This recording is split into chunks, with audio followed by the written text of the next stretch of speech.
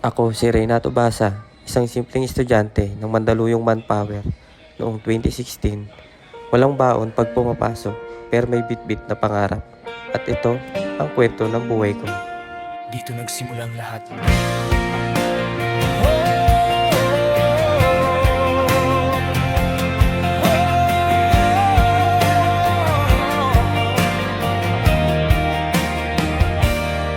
Walang laman ang bulsa pero puso ko'y matatag.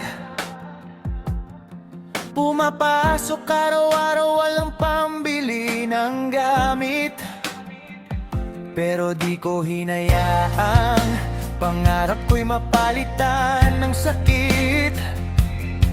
Habang iba kompleto ang tools sa bag, ako hiram lang minsan pero di umatras. Nahihiyaman pero tuloy ang laban, kasi alam kong may naghihintay na magandang kinabukasan. Exam time dumating, wala akong pambayad. Akala ko dun na matatapos ang pangarap, pero mga kaklase ko nagkambagan sila. Hindi lang pera binigay nila, paniniwala. Sa panahon na ako'y tapos, may mga taong naging sagot. Salamat TESDA, salamat sa inyo, sa mga kamay na tumulong sa tulad ko. Hindi ako naka-attend ng graduation, pero diretso ako sa responsibilidad at misyon. Para sa mag-ina ko, pinili kong kumayod. Kahit masakit, kahit may lungkot, hindi yan tablado ang inakyat ko noon, kundi totoong laban ng buhay at responsibilidad ko.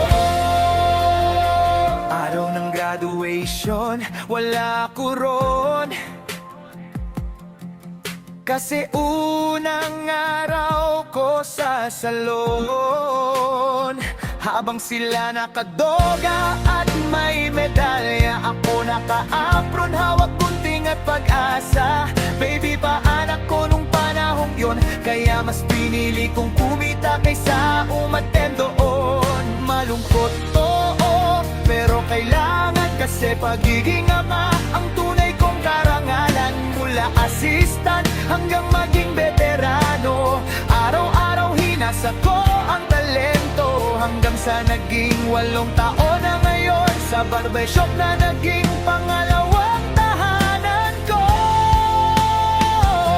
Ngayon may motor na pinangarap ko lang dati, may sasakyan na rin di na nagko-commute palagi, may maliit na bahay at paupahan, may savings na rin sa bangko, may pundasyon ng kinabukasan.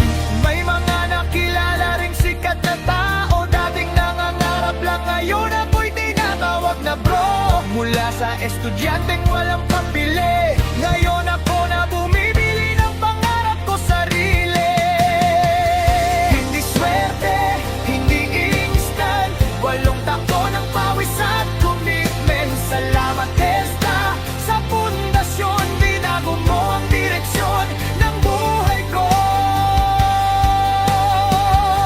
Sa panahon na ako'y kapos, may mga taong naging sagot.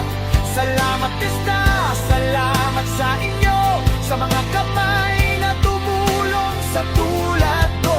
Hindi ako naka-attend ng graduation, pero diretso ako sa responsibilidad at misyon. Para sa mag-ina ko, pinili kong kumayod. Hindi ako nakakyat sa stage, pero umangat ako sa buhay. Ito ang kwento ko. Kwento ng isang dating walang-wala na tinulungan ng TESDA para mangarap at magsimulang magtagumpay sa buhay.